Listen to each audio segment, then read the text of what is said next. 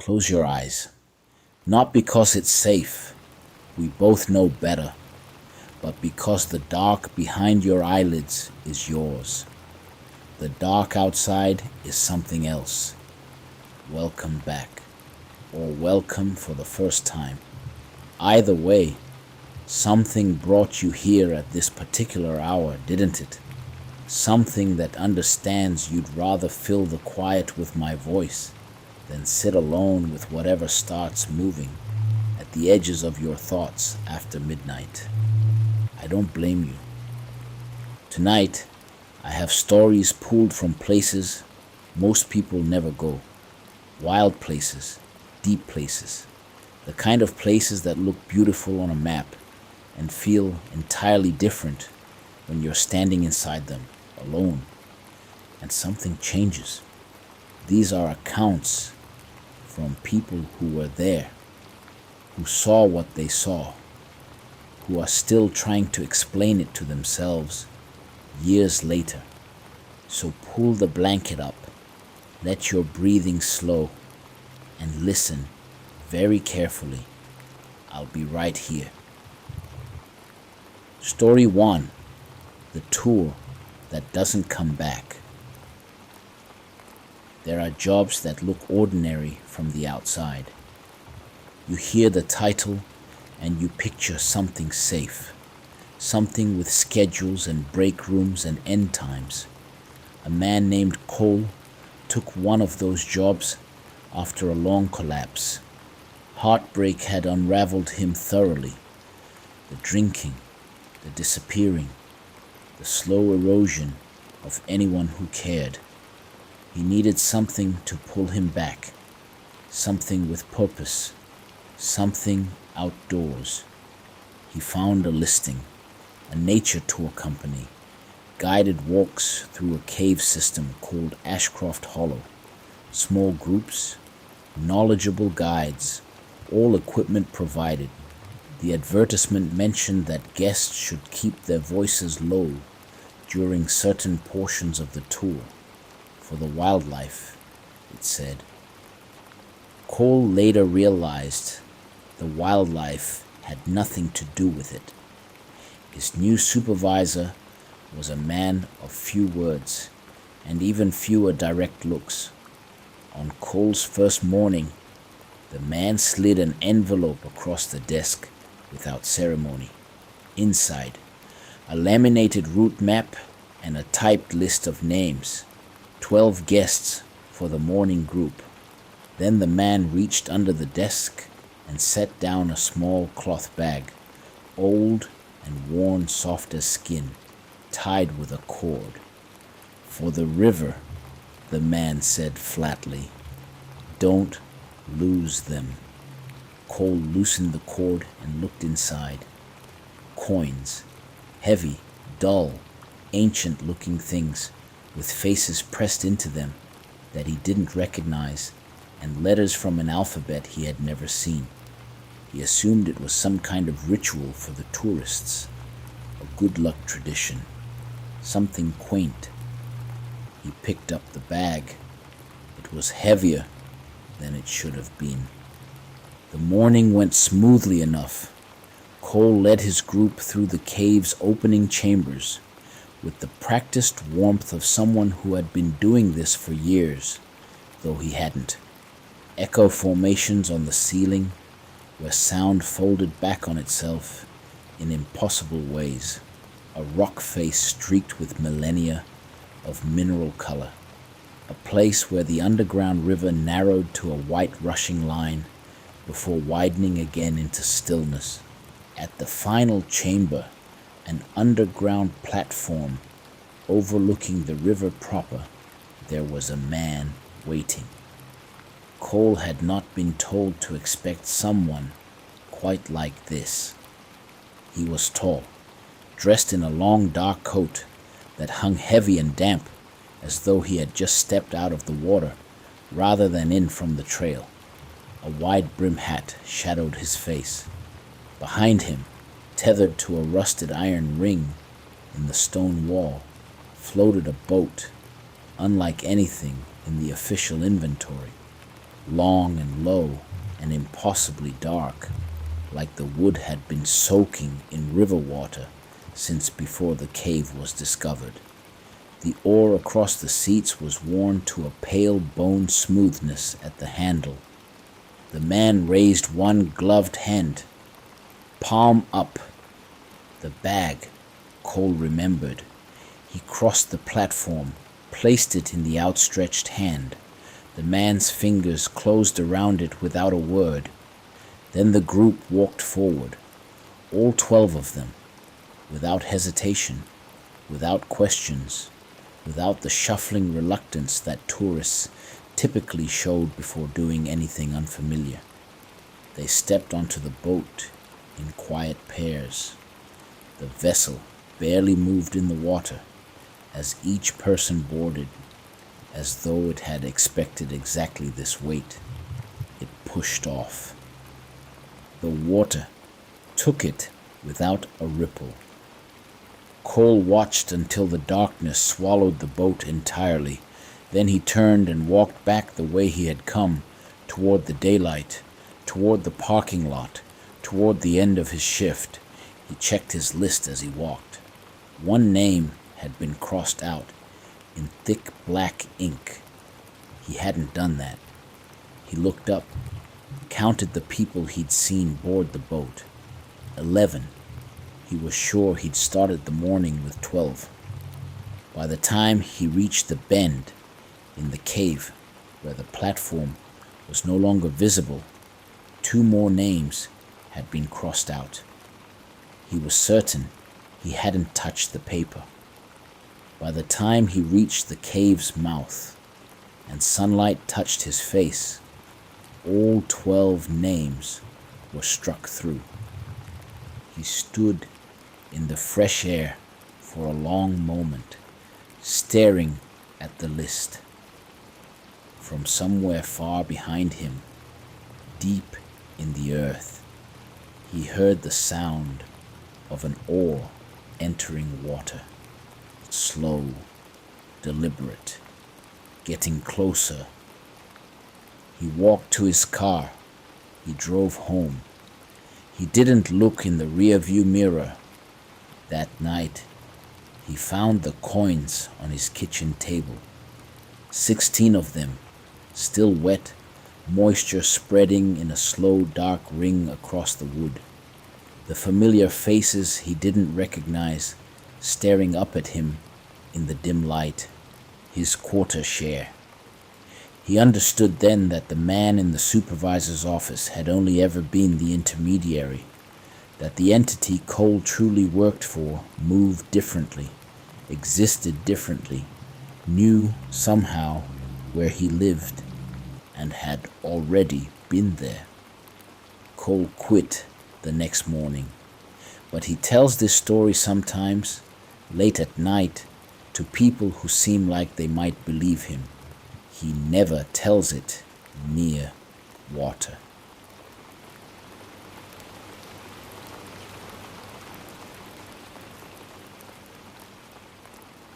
Story 2. The Lake That Keeps. The mist comes to Holland Lake the way it always has, slowly, from the south, spreading across the surface in the early hours until the whole shore disappears. Ranger Delia Marsh had worked the national park surrounding that lake for 11 years. She had seen hikers lost and found, had coordinated rescues in blizzards and lightning storms, had written reports for incidents that still troubled her sleep. But the morning in late August, when she noticed tent number 31 sitting wrong in the campground at Coulter Point, that was the morning she understood that some things don't have reports, not real ones anyway. The tent flap hung open, catching the breeze. From outside, silence, not the comfortable silence of someone sleeping in, the other kind. She called out, nothing. She looked inside. 2 sleeping bags, still shaped as if the bodies that had been in them had evaporated rather than risen. 2 cups of coffee on the camp table, cold, only half drunk. A trail map weighted with a rock, one route marked in red felt pen, and in the margin, in handwriting too careful and deliberate to be casual, a note. Meeting someone at Harlan Overlook. Dawn. The permit listed one registrant, a woman named Cora, 26 years old from out of state. She had checked in 4 days ago, scheduled for a week. No one had seen her leave. At the Overlook, Marsh found 3 things. Fresh gouges in the wooden railing, deep enough to have required extraordinary force, as though someone had gripped it hard enough to drag their fingernails through the wood. A phone in the grass, screen shattered, but still alive, displaying a message that ended mid-sentence. Something's wrong with the... And footprints in the mud at the water's edge. 2 sets, one from hiking boots, size consistent with Cora's registration. The other was harder to classify, larger, bare. The toe spacing wrong, the gait pattern wrong, like something that understood the mechanics of walking, but had arrived at them through a different process than evolution. Both sets of prints led straight into the water. Neither came back out. The full search found nothing for 3 days. Then a witness came forward, a man named Gerald, who had been hiking the far shore at dawn and had stopped to photograph what he thought was a competitive swimmer far out in the lake. The water temperature was under 50 degrees, no wetsuit. His photo, taken at maximum zoom in low light, showed a figure in the water. At a glance, it looked human, freestyle stroke. But when Gerald had enhanced it on his laptop before coming to the station, the wrongness became apparent. The arms were too long, the movement too fluid, too serpentine, the joints bending in the wrong order. The head, when it turned to breathe, was elongated in a way that no angle or compression could explain. He watched it for 30 seconds before it dove. It surfaced again 90 yards away. Nothing can travel that far underwater, that fast. Gerald said his grandfather had been a hunting guide in that region before it became protected land. His grandfather had stories about the lake, old stories from even older sources. He called the thing in the water the deep walker, said it moved between the lake and the land, said it could approximate human form when it needed to, said the proportions were never quite right if you looked long enough. He said the old rules were simple. Never approach the water at dawn or dusk. Never alone. Never. Marsh drove 2 hours to a cultural heritage center and found a woman named Ruth Holloway who had been collecting regional oral histories for 40 years. Ruth listened to everything Marsh told her. Then she pulled a folder from a cabinet and began translating from handwritten notes. Before the dam, Ruth read, "Something lived in the deepest water, not animal or human, something between. It could change its shape, but never completely. It mimicked human form to draw people close. The proportions were always slightly wrong. When the dam was built," Ruth said, "it flooded the creature's original territory. Its behavior changed. It became less predictable. The old patterns that communities had developed to avoid it stopped working because the creature itself had been displaced, destabilized, forced to adapt." Ruth said the old accounts described its appetite not just as physical, but something harder to name, something that reached into a person and removed what made them specific, what made them themselves. Those taken by it, she read, exist in a space between, in the deep places where light doesn't reach, but they are not dead. Marsh returned to the park and discovered the unofficial memorials she had somehow never noticed before. Small bouquets and worn wooden crosses along the shoreline. She counted 22 in the visible stretch. She didn't want to calculate how many might line the rest of the lake's perimeter. The second disappearance happened that same week. A man named Warren, 31, who woke from sleep in his tent, claiming he could hear his own name being called from the direction of the water. His wife told him it was a dream. He said he was certain it wasn't. He took a flashlight and said he'd be right back. They found the flashlight 2 hours later at the water's edge, still on, its beam growing dim, in the mud beside it, pressed deep, a single handprint, the fingers too long, webbed, carved into a nearby tree, at a height no normal person could reach without a ladder. 8 feet up the trunk were words. The cuts were fresh, ragged, desperate, like someone had used fingernails rather than a blade. Still alive, cold, below. Marsh convened an unofficial meeting that night, a small group she trusted. She laid everything out, the historical pattern of disappearances going back over a century, the consistent physical evidence that matched no known predator, her own sighting at a small inlet near the overlook, a face just below the surface, almost breaking through, the proportions wrong in a way that bypassed the intellect and went straight to something older and more fundamental. Eyes that caught her flashlight like a mirror, features that were human in their components but assembled incorrectly, stretched, rearranged by something that had studied the template without fully understanding it. She organized a night dive with 2 experienced partners, cold water certified.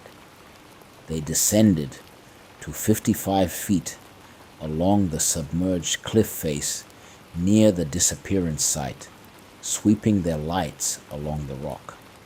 They found the entrance at 10 minutes into the dive, a gap in the cliff wall, 8 feet tall, 4 feet wide, the edges polished smooth by something passing through it regularly.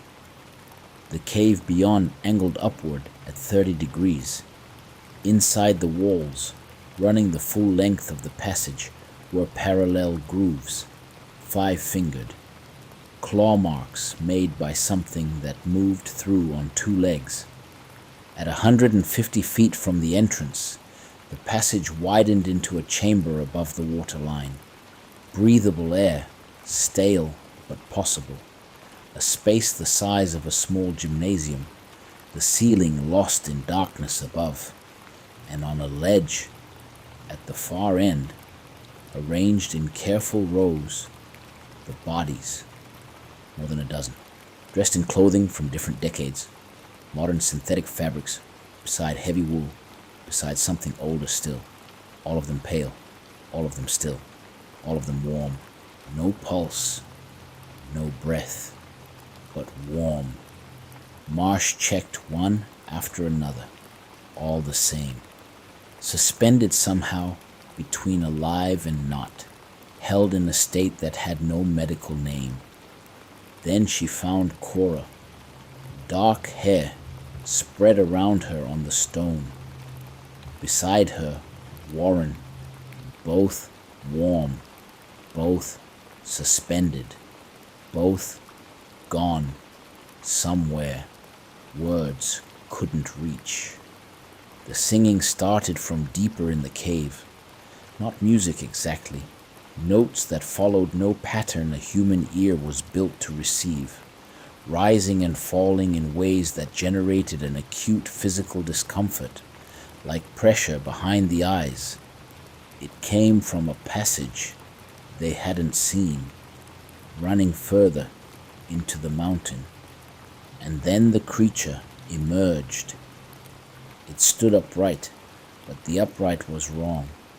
8 feet tall, legs that bent in too many places, skin pale to the point of translucence, so that the dark map of its veins showed through like rivers on a pale map.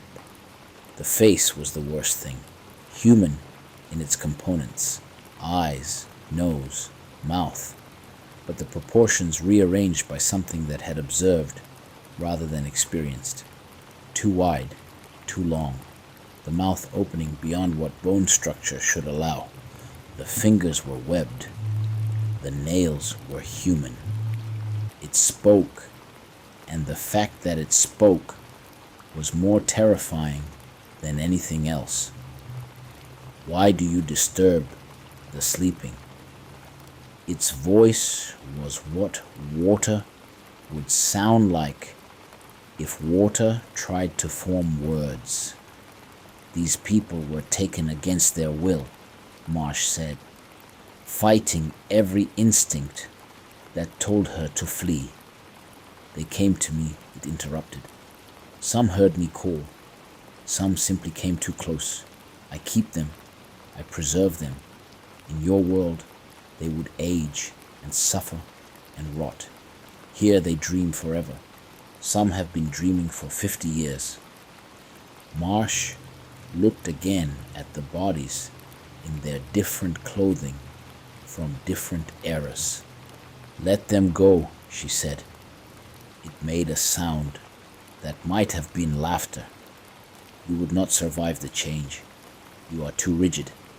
These ones, it gestured toward Cora and Warren, they are still becoming, still transforming. In time they will be like me, able to live in both worlds. It wasn't just collecting them, it was trying to make more of itself. Alone in a flooded territory, displaced by concrete and engineering, trying to create companions from the raw material of the people it drew in. Marsh made a calculation she is not proud of. She pressed her dive knife to the air hose of her tank and told the creature that if it didn't release Cora and Warren, she would contaminate the air pocket. Carbon dioxide, all of them dead, and it would be alone forever. The creature went very still. Its enormous eyes focused on her with an intelligence that was not animal and was not human, but was undeniably, uncomfortably present. A long silence in the underground dark. Take them, it finally said, but know this, they have breathed my water. Part of them will always belong to the deep, and one day they will return. They always return. It slipped back into the water without a sound. Marsh got Cora and Warren to the surface, got them to the ambulances Sarah had staged on shore. The official story was an air pocket in a partially submerged cave. Hypothermia, oxygen deprivation. Nobody questioned it too hard. But Marsh watched their eyes in the days that followed. The way they tracked movement that wasn't there. The way their hands made slow swimming motions against whatever surface they rested on. The way they stared at water. 6 weeks after the rescue, they both disappeared on the same night. Traveled from their respective care facilities to the lake, walked into the water at different points along the shore, simultaneously as though called by a single signal at a single moment. The search the next morning found nothing. Officially, tragedy. 2 fragile minds that never recovered. Marsh knows what it actually was. She still patrols Harlan Lake, still watches the water during transition hours. Twice she has seen the face near the surface.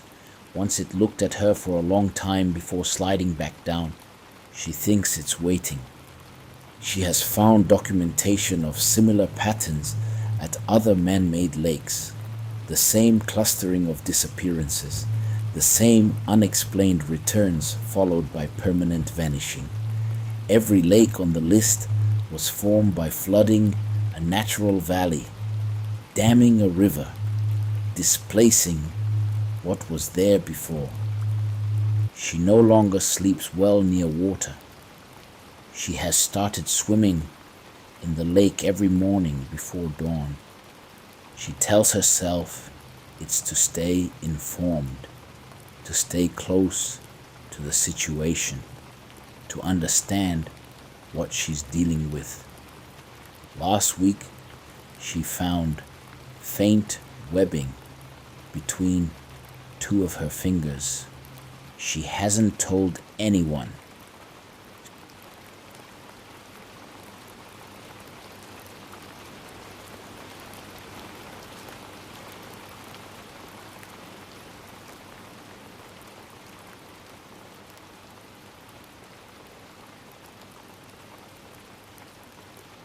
Story 3.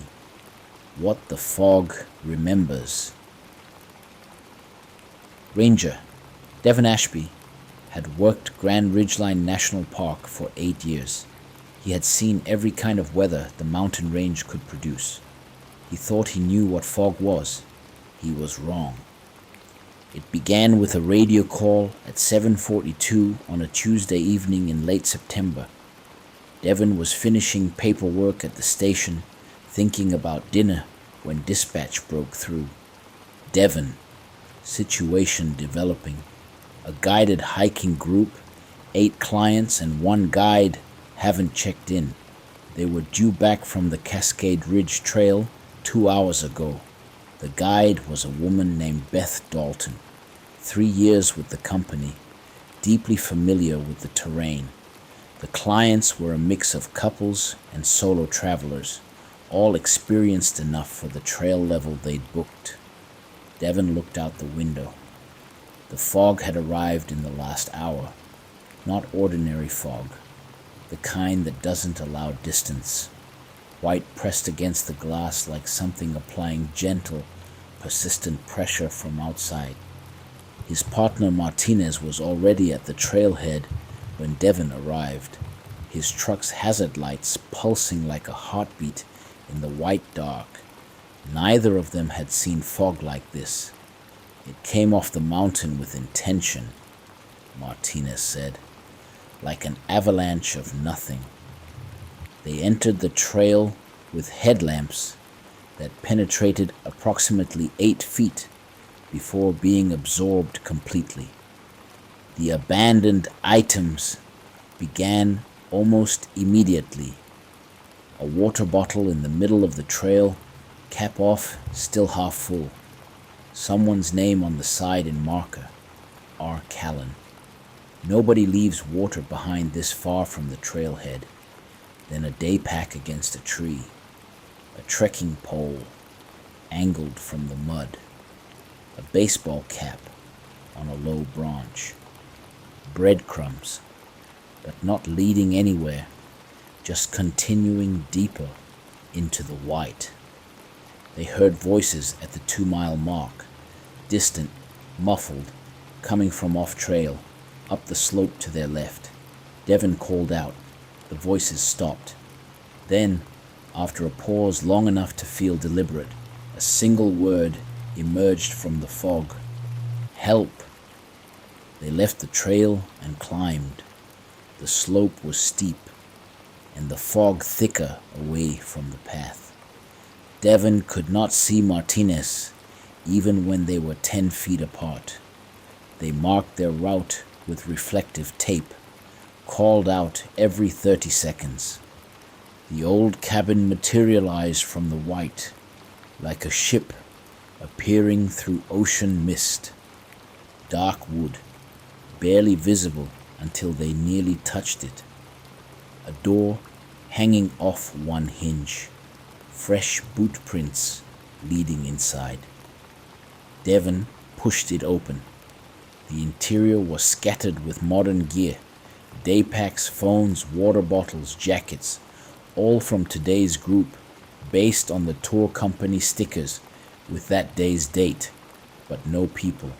On a wooden table in the center of the room lay a spiral notebook open to a page of handwritten text. The ink was fresh. The handwriting shook as though written in darkness or extreme fear. It was dated that evening. Beth told us to wait here while she went back to find the trail. It's been more than an hour. Mark went to look for her 10 minutes ago. There were 7 of us. We are 5 now. The fog is getting thicker, and we can hear voices outside. But when we look, there is no one there. And the sentence stopped mid-thought. The notebook itself was old, pages yellowed, edges brittle. Whatever had been written in it tonight had been written in a decades-old book by someone who was not here now. Martinez found the other notebook in a back storage room, hidden behind rotting lumber. This one was a proper log, dating from the early 1950s. Its early entries were routine, but from the 1980s onward, the tone shifted, caught in sudden fog, following voices I believed were my group. They keep moving away, been walking in circles. If someone finds this, please. 1994. The fog came from nowhere. My husband is missing. I can hear him calling, but cannot locate the direction. The voices are not right. They know things, but they are not human. 2003. Do not follow the voices. They mimic people you know. They lure you deeper. The fog does not lift. There is something in it. The final entry from 2011. They are not voices. They are echoes. The mountain records. Everything said here. Every sound. Every word ever spoken in fear on this slope. When the fog comes, it plays them back, but wrong. Mixed, out of order. It is trying to communicate, but it does not understand language. It only knows how to copy. Do not listen. Do not follow. Wait for true sun. Real dawn burns it away. Devon read this to Martinez. Environmental recording, Martinez said slowly. The rock, high quartz content, absorbing electromagnetic signals like a natural recording medium. Then they heard footsteps outside. Multiple sets, circling the cabin, heavy and perfectly synchronized. Devon called out. The footsteps paused. Then, from directly outside the door, Beth Dalton's voice. Thank God. Devon, is that you? I found them. I found everyone. They're all safe. Devon's eyes moved to the coat hanging on the peg by the door. The tour company jacket. Beth Dalton, said the name tag. If Beth's jacket was here, who was speaking? He called through the door. Beth, tell me the name of the head office dispatcher. Silence. Then the same voice, same warmth, same relief. Devon, don't be silly. It's me. I'm coming in. The door pushed open slightly. Fog rolled in through the gap like slow water. No one entered. The doorway showed only white. I'm right here, the voice said. From inside the fog itself, the footsteps resumed. More of them now, dozens, circling, and more voices joined. Colleagues, family members, a dispatcher named Claire from their station, all perfectly rendered, all emerging from the air rather than from any visible body. "They're perfect," Devon said quietly to Martinez. "Too perfect." Then, from inside, the fog pressed against the window, a child's voice drifted down from the roof. "I can see you through the cracks. You look scared." I was scared too. But then the fog came inside me, and now I'm not scared anymore. Now I'm part of everything. Something moved on the roof, heavy, deliberate. 4 steps from one end to the other, then directly above them, then the voice again. The real ones are close, so close you could reach them if you knew how to reach between. The fog is the between place. Step into it and you can save them. Stay in there and you will only hear them fade. Devon checked his watch. 3 in the morning. 4 hours until true dawn. They barricaded the door. The temperature dropped 20 degrees in 2 minutes.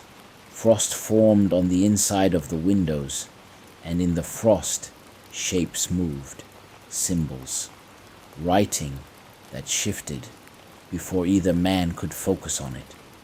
The fog began seeping in through the gaps, under the door, down the chimney, cold and damp and carrying a smell like deep earth and old organic matter.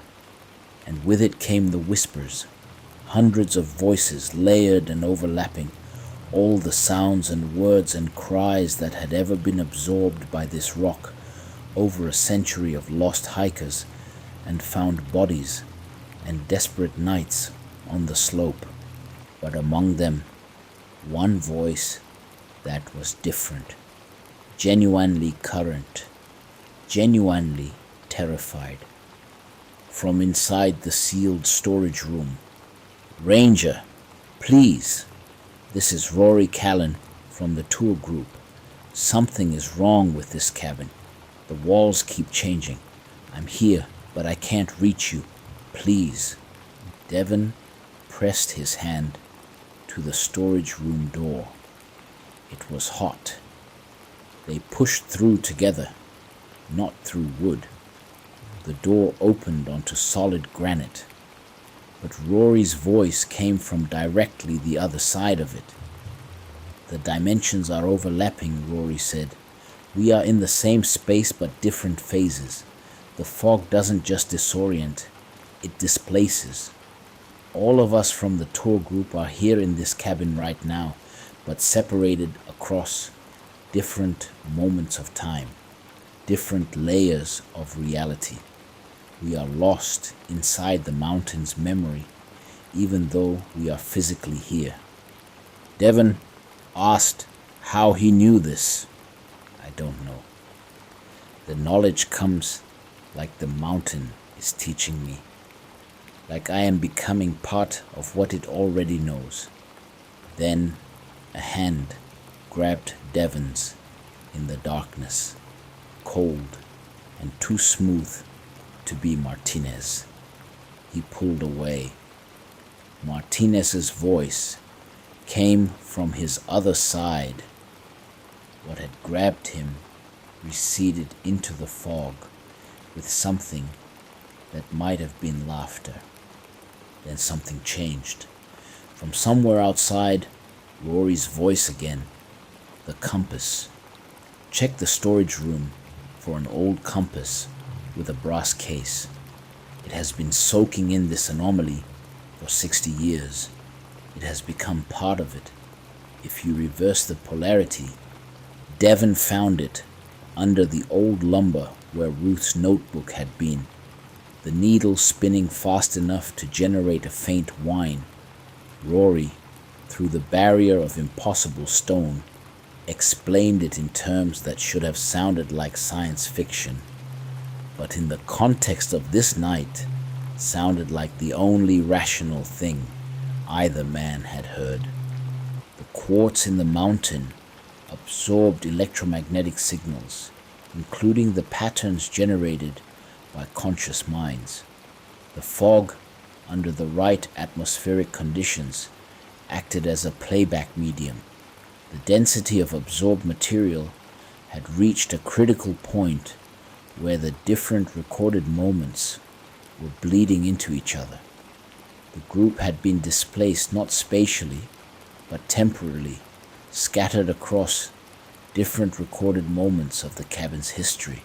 The compass had been saturated by 60 years of the anomaly. Smashing it might collapse the recorded layers back into a single moment. Devon pressed his ear to the hot stone. "On my count," he said. Rory pushed from his side. Devon and Martinez pushed from theirs. The stone yielded not like breaking, but like reality bending, flexing, the way a dream sometimes permits what physics doesn't. Devon's hand broke through into impossible space and grabbed something warm. He pulled.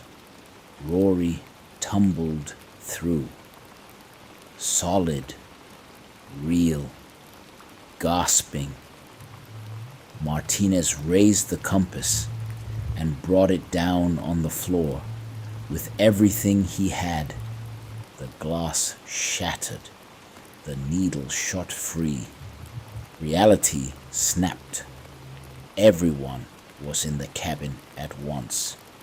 All 8 tour guests, Beth Dalton, Martinez and Devon, and behind them dozens of others, translucent, flickering, people in clothing from different decades occupying the same space, all of them blinking in confusion and wonder. An old man in 1950s outdoor wear, staring at his hands. A woman from the 80s on her knees. Children from the 70s running their loops, laughing in echo, unable to stop the pattern they had been running for 40 years. The cabin groaned. The walls buckled. Too many displaced moments collapsing into one. Devon screamed for everyone to run. The door exploded outward. They tumbled into clear night air. Stars overhead. No fog. The Milky Way overhead in full. Behind them, where the cabin had been, bare earth. The ghost figures from other decades stood at the edges of where the structure had been, some of them solidifying, some of them already fading again. The ones who had been inside the recording the longest, too deeply embedded in the mountain's memory to fully return. Watching the living ones with an expression that was not quite grief and not quite envy, but something between. Devon met the eyes of one of them, a ranger, modern uniform. The badge had a date on it, not past, future. The fog hadn't only recorded what had happened here, it knew what was coming. Devon ran. The tour group ran. They reached the main trail as the first snow of the season began to fall, covering the slope in white silence. The official report was a masterpiece of careful omission. Group disoriented by unusual fog, located and extracted using standard protocol.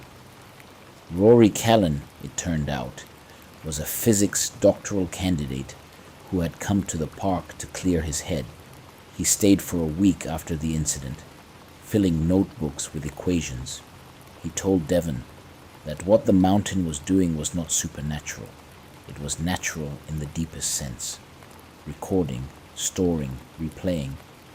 The consciousness patterns of dying and terrified people, absorbed into geological formations over generations, eventually achieving a kind of complexity that blurred the boundary between record and mind. "Not haunted," Rory said, "just full." Devon is still at the park.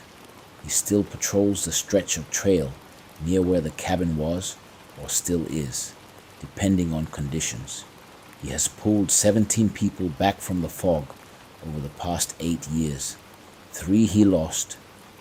There one moment, voice joining the chorus within seconds of disappearing. The fog is thicker every year.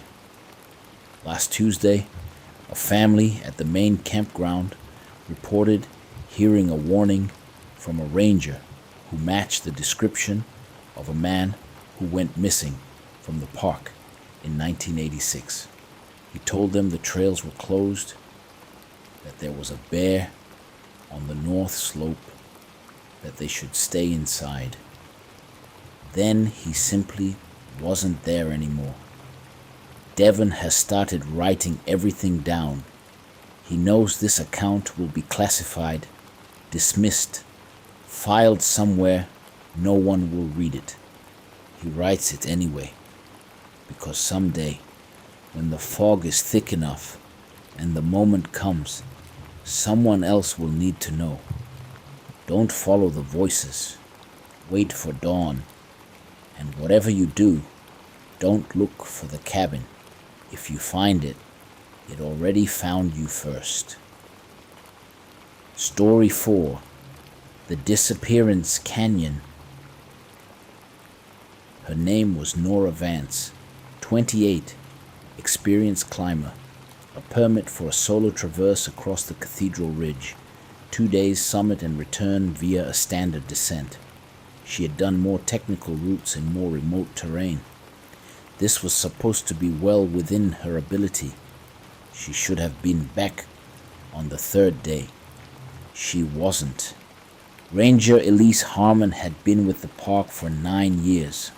Her supervisor, a 25-year veteran named Marcus Cole, briefed her with the look he reserved for situations that had already gone past ordinary. "She's been out there for 18 hours, past her return time," Marcus said. "All her gear is in the parking lot. Cell service doesn't reach the ridge, and her locator beacon hasn't been activated. Weather was good until 2 nights ago. Then that fog bank rolled through." Elise knew the kind of fog he meant. She had been on the ridge during the last event like that. Visibility dropping to nothing in minutes. Temperatures falling 20 degrees in less time than it took to process what was happening. If Nora had been on an exposed section when that moved in, the smart choice would have been to find shelter and wait. But shelter on the ridge was wherever you could find it. And navigating in those conditions, even with experience, even with a GPS, one wrong choice could take you somewhere from which returning was not straightforward. The search briefing filled the station. 3 ground teams, a helicopter on standby for first light, county search and rescue assets folding in. Elise would lead the team covering the technical section of the ridge itself, the most demanding terrain, the area she knew best. She assembled her people. Tom Erickson, a ranger with more high-altitude experience than anyone else on staff. 2 local mountaineering volunteers, Alex and Jordan, who had summited most of the significant peaks in the range, and volunteered without hesitation the moment the call went out. 4 in the morning. Headlamps cutting through darkness that was beginning to warm slightly at its eastern edges. The approach hike took them through pine forest and then above the tree line into the terrain that most visitors never reached, where the mountains stopped being scenic and became structural and merciless. The first significant find came at a saddle where the standard route intersected the beginning of the ridge traverse, a cairn a deliberate stack of rocks placed to mark the way forward. But this one looked wrong. The rocks were lighter in color than the others, less weathered, the edges sharper, recently placed within the past week, and it was pointing in a direction that wasn't the standard route. Elise photographed it from every angle, noted the coordinates, said nothing to her team beyond the minimum. "We're checking this route." An hour up the traverse, at a massive granite spire used as a navigation landmark, they found the second cairn, larger, more deliberately constructed, and on top of it, a small orange dry bag. Inside the dry bag, a handwritten note. The date was 2 days ago. The handwriting was careful, but pressured. The pencil strokes heavy, caught in fog. Descended north into drainage below spire, following route marker. Ankle injured but mobile. Will reach tree line by dark. NV, north. Nora had gone north. Elise looked north. The drainage was visible. A steep chute dropping down the mountain's north face, cutting through exposed rock. She knew exactly where it led. She knew its local name, the name it had earned, Disappearance Canyon. It looked like an escape route from above. The slope appeared to lead toward the main valley, toward the road, toward safety. But once you were inside it, the walls closed in and steepened until they were impassable without technical gear. And at the bottom, a series of waterfalls blocked every exit. Beautiful from a distance, deadly if you needed to get past them with an injured ankle and no rope team. Nora had seen the northern cairn in 0 visibility and 0-degree wind chill and made the decision that any experienced mountaineer might make. Get off the exposed ridge, follow the marked route down, reassess in better conditions. Except the cairn wasn't a real route marker. Someone had placed it recently, pointing toward a death trap. They roped up and descended into the canyon. 800 feet of technical terrain, 3 separate anchor stations, the walls pressing closer with each foot they dropped. Elisa's team moved with the efficiency that comes from having done this in harder conditions, but the urgency beneath the efficiency was palpable. Every hour mattered. The weather system was accelerating. The helicopter had a window, and the window was shrinking. At the tree line, the drainage opened into a creek valley floored with pine. The sound of water everywhere, echoing off walls. And ahead, the waterfalls. 3 of them in series, each about 20 feet. The water, now partially iced at the edges where spray had frozen. And there on a ledge beside the second fall, tucked under an overhang, was a figure in an emergency bivy sack. The relief that went through Elise in that moment was physical, like a pressure releasing. Nora was pale, lips slightly blue, shaking. Her right ankle was wrapped in strips torn from a base layer and was the size of a small melon, but she was lucid. She gave her name, her location, the date. She said the ankle wasn't broken, but she couldn't put weight on it. She said she had been rationing water from the creek for 2 days, and the last of her food was gone. She also said something that confirmed what Elise had suspected about the cairn. There was a route marker I hadn't seen before. It looked newer than the others. I assumed it was something local, something I wasn't aware of. In 0 visibility, with 40-mile-per-hour wind gusts, and temperature dropping by the minute, it seemed like good information. Someone had placed it, and it had sent her directly into a canyon she couldn't exit under her own power. The extraction was the part of the story that Elise remembers in her muscles more than her memory. Moving an injured person across unstable terrain under time pressure with weather closing in, improvising a litter from tarp and trekking poles, carrying Nora's weight over terrain that resisted every step. A narrow gap between two boulders that required tilting the litter nearly vertical to fit through, during which Nora gripped the rock with both hands and didn't cry out, though Elise could see what it cost her. The helicopter clearing was 300 yards away. The pilot had a 30-minute window before winds made the operation unsafe. They made it with 4 minutes to spare. The rescue specialist lowered on the hoist cable, clipped Nora into the harness with practiced efficiency. As the cable began to lift, Nora reached down and grabbed Elise's hand.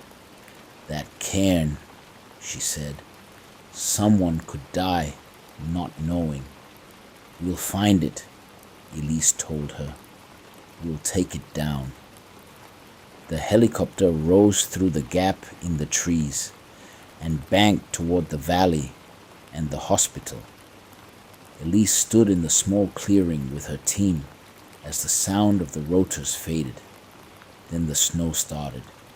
Large wet flakes out of a sky that had been holding them back all day. She thought about the cairn on the ridge. Someone had placed it recently. Someone who knew the terrain well enough to understand what that drainage led to. Someone who either hadn't understood the danger they were creating or had understood it perfectly. The investigation into who had placed it found no answers. But Elise went back for it the next morning, first light before the fresh snow buried it. She dismantled it stone by stone, threw each rock off the ridge into the deep snow below. She stood at the spot where it had been for a long time afterward, looking north at the canyon, the drainage that had trapped Nora, the walls that had closed in on her, the falls that had ended her possible exits one by one. From down in the canyon, barely audible over the wind, something that might have been the echo of running water, or might have been something else entirely. She turned back to the standard route and walked down. Some things you document, some things you dismantle, some things you simply choose not to look at directly while you walk away. Nora Vance made a full recovery. She sent Elise a letter 6 months later from a different mountain range, describing a summit she had completed the week before. She included a photo. She was grinning. The sky behind her was clear and enormous. Elise put it on the wall of the station and looked at it on the difficult days. You made it through. All of it. The cave tours that don't return. The lake that keeps its people in the deep and warm and dreaming. The fog that holds memories like a recording no one intended to make. The canyon that opens its arms and closes them. You're still here. The question, as always, is what came with you. Horror doesn't stay in its container. It travels in the mind, finds the hairline crack you'd been not thinking about, and gets comfortable there. That's not a threat. That's just the nature of stories. of memory, of the way certain information lodges itself somewhere below the rational and waits for the dark.